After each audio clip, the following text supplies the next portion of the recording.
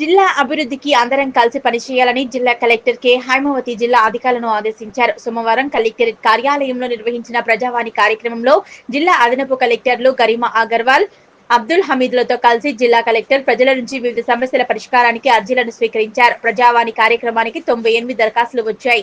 ఈ సందర్భంగా జిల్లా కలెక్టర్ జిల్లా అధికారులను ఉద్దేశించి మాట్లాడారు. జిల్లా అభివృద్ధికి జిల్లా అధికారులు అందరూ సమన్వయంతో పనిచేయాలన్నారు.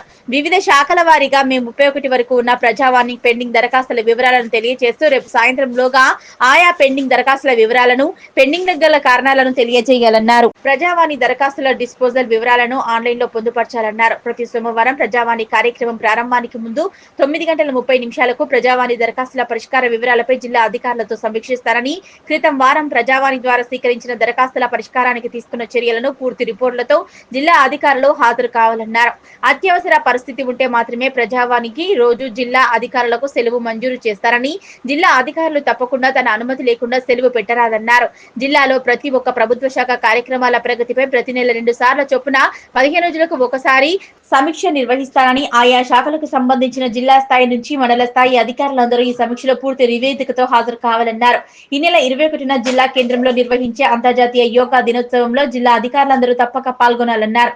ఈ కార్యక్రమంలో జిల్లా రెవెన్యూ అధికారులు నాగరాజమ్మ, వివిధ శాఖల జిల్లా అధికారులు పాల్గొన్నారు.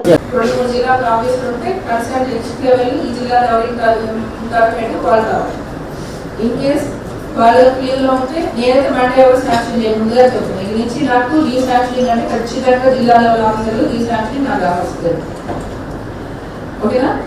ఇన్ కేస్ మీకు జేసీ గారికి జేసీ గారు శాంక్షన్ చేయాలి, లేదా లోకల్ బాడీస్ ఉంటే మేడం శాంక్షన్ చేయాలి, కాపీ నాకు కావాలి. ఓకేనా?